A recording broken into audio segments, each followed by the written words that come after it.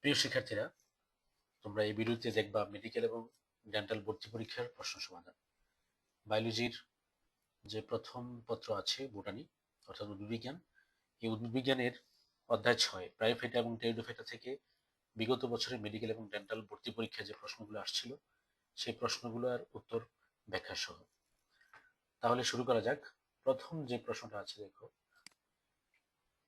যে মশের স্ত্রী জননাঙ্গের নাম কি?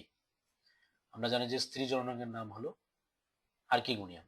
আর যদি বলা হতো যে মসের স্ত্রী জননাঙ্গের পরিবর্তে পুং জননাঙ্গের নাম, তাহলে সঠিক উত্তর হতো অ্যানথেরিডিয়াম। প্রশ্নটা খুব ইম্পর্টেন্ট, মনে রাখতে হবে। স্ত্রী জননাঙ্গকে বলা হচ্ছে আর্কিগোনিয়াম, আর পুং জননাঙ্গকে বলা হয় অ্যানথেরিডিয়াম। পরের প্রশ্ন, যে প্রুটোনেমা নিম্নের কোন উদ্ভিদে পাওয়া যায়? প্রুটোনেমা পাওয়া যায় মস উদ্ভিদে। মসের যে স্পুর আছে, স্পুর অঙ্কুরিত হয়ে থ্যালাস বা প্রুটোনেমা তৈরি করে। সঠিক উত্তর হবে মস উদ্ভিদে। পরের প্রশ্ন, তোমরা একটা টেরিস উদ্ভিদ দেখতে পাচ্ছ, পরিণত টেরিস উদ্ভিদ। এই উদ্ভিদটাকে একটু ভালো করে স্টাডি করবে, এখান থেকে প্রশ্ন হয়। টেরিসের প্রতিটি পত্রখণ্ডকে কি বলে? তোমরা ছবির মধ্যে দেখতে পাচ্ছ যে এটা পুরোটা একটা পাতা, এটাকে বলা হচ্ছে ফ্রন্ট। টেরিসের পাতাকে বলা হয় ফ্রন্ট, আর এই পত্রখণ্ডকে বলা হচ্ছে পিনা। তাহলে সঠিক উত্তর হবে পিনা। ব্রাইফেটার নিষেকের জন্য কোন মাধ্যম প্রয়োজন? আমরা জানি ব্রাইফেটাকে কি বলা হয়? উভচর উদ্ভিদ বলা হয়। তার নিষেকের জন্য এবং বিকাশের জন্য পানির প্রয়োজন হয়। তাহলে সঠিক উত্তর হবে তরল। তরল মাধ্যমের প্রয়োজন হয় নিষেকের জন্য।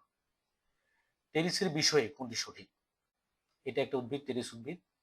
এখানে যে অপশনগুলো আছে, যে এটি হোমোস্পোরাস, হ্যাঁ এটা হোমোস্পোরাস এবং হেটারোস্পোরাস দু ধরনেরই স্পুর তৈরি করে, তাহলে এটিই সঠিক।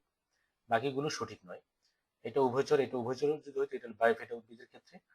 টেরিসের প্রজাতির সংখ্যা 109, এবং এটা যৌন এবং অযৌন দুইভাবেই বংশবৃদ্ধি ঘটে থাকে। তাহলে সঠিক উত্তর হবে এটি হোমোস্পোরাস, এবং এটার সাথে যদি হেটারোস্পোরাস থাকতো, দুটোই সঠিক হতো।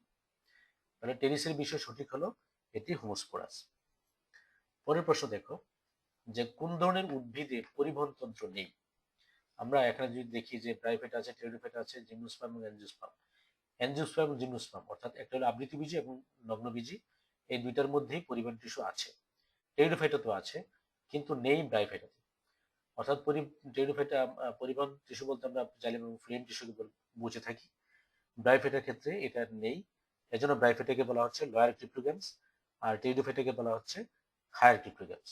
টেরিডোফাইটা ব্রাইফেটার চেয়ে উন্নত এই পরিবহন টিস্যু থাকার কারণে। তাহলে পরিবহন টিস্যু নেই কার? ব্রাইফেটাতে। কোন উদ্ভিদের স্টুমিয়াম থাকে? স্টুমিয়াম থাকে টেরিসে। তোমরা একটা ছবি দেখো, এই যে এটা একটা স্পোরাঞ্জিয়াম, টেরিসের একটা স্পোরাঞ্জিয়াম। এই স্পোরাঞ্জিয়ামের ভিতরে দেখো স্পুর ট্র্যাক্টর দেখা যাচ্ছে। হ্যাঁ, চারটা করে স্পুর, প্রতিটা স্পুর ট্র্যাক্টরের ভিতরে। আর এই যে এখানে দেখো, এটা হলো স্টুমিয়াম। এই যে এটাকে বলে স্টুমিয়াম, এটা এই বিদারণ করেই স্পুরগুলা কিন্তু ছড়িয়ে পড়ে। অর্থাৎ এই স্টুমিয়ামটা, হ্যাঁ, যখন বিদারিত হয় তখন এই স্পুরগুলো ছড়িয়ে পড়ে। তাহলে এই স্টুমিয়াম দেখা যায় কোথায়? টেরিসে। হ্যাঁ, মনে রাখতে হবে। তারপর আসলে দেখো, অন্যান্য প্রশ্ন হতে পারে যে এরুলাস কোথা থেকে, আর স্পোরাঞ্জিয়ামের পুরো অংশটাকে বলা হচ্ছে ক্যাপসিউল, নিচে আছে বৃন্ত। এটাকে একটু ভালো করে স্টাডি করবা। পরের উদ্ভিদ প্রশ্ন, যে কোন উদ্ভিদের রেমান্টাম থাকে? সঠিক উত্তর হলো টেরিস। রেমান্টামটা হলো যে এটা একটা বাদামি স্বল্পপত্র, যেটা দিয়ে কি রাইজোমটা আবৃত অবস্থায় থাকে, অর্থাৎ রাইজোমকে ঢেকে থাকে, ঢেকে রাখে এই রেমান্টাম। তাহলে সঠিক উত্তর হবে রেমান্টাম থাকে টেরিসে। এরপরের প্রশ্ন, যে আমরা বিশ্ববিদ্যালয় ভর্তি পরীক্ষার প্রশ্ন দেখাচ্ছি। রাইজোফোর কোথা থেকে উৎপন্ন হয়? রাইজোফোর কাণ্ড থেকে উৎপন্ন হয়। আমরা একটা ছবি দেখি, এই যে উদ্ভিদটা দেখতে পাচ্ছ, এটা একটা নন ফার্ন, এটা সিলাজেনেলা বলা হয়, সিলাজেনেলা উদ্ভিদ। এই যে সিলাজেনেলার যে কাণ্ড থেকে দেখো রাইজোফোর তৈরি হয়েছে, এবং রাইজোফোরের মাথা থেকে কিন্তু মূল তৈরি হয়। তার মানে এটা একটা মূল উৎপাদনকারী, হ্যাঁ, একটা অঙ্গ। আর এই অঙ্গটা তৈরি হয়েছে কোথায়? এই যে কাণ্ড আছে সিলাজিনেলার, এই সিলাজেনার কাণ্ডের, হ্যাঁ, কাণ্ডের প্রান্ত থেকে এটা এই রাইজোফোরটা তৈরি হয়েছে। তাহলে সঠিক উত্তর হবে কাণ্ড। ব্রাইফেটার শুক্রাণুতে কয়টি ফ্লাজেলা থাকে? সঠিক উত্তর হলো দুইটি। মনে রাখতে হবে যে ব্রাইফেটার শুক্রাণুতে দুটি ফ্লাজেলা থাকে, আর টেরিডোফাইটার শুক্রাণুতে থাকে বহু ফ্লাজেলা। দুটি প্রশ্নই খুবই ইম্পর্টেন্ট। আমরা পরের প্রশ্ন চলে যাই। টেরিসের গেমেটোফাইটকে বলা হয় কি? টেরিসের গেমেটোফাইটকে বলা হয় প্রুথেনাস। আমরা জানি যে টেরিসের যে স্পুর আছে, স্পুর অঙ্কুরিত হয়ে যে হৃৎপিণ্ডাকার যে একটা গঠন, সবুজ ও সবুজ একটা গঠন তৈরি করে, সেটাকে বলা হচ্ছে প্রোথেলাস। আর এটাকে বলা হচ্ছে টেরিসের গেমেটোফাইট। ইলেটারের কাজ কি? ইলেটারের কাজ হলো স্পুর নির্গমনে সাহায্য করা। এই ইলেটার দেখা যায় যেমন আহ, তোমার মার্কিনশিয়া, রিক্সিয়া মার্কিনশিয়া যে আছে, ব্রাইফেটস, ওইগুলোর মধ্যে ইলেটার থাকে। আর এই ইলেটার কি করে? স্পুর নির্গমনে সাহায্য করে। ফার্নের শুক্রাণু হলো বহু ফ্লাজেলাযুক্ত। সঠিক উত্তর হলো বহু ফ্লাজেলাযুক্ত। আজকে এই পর্যন্তই।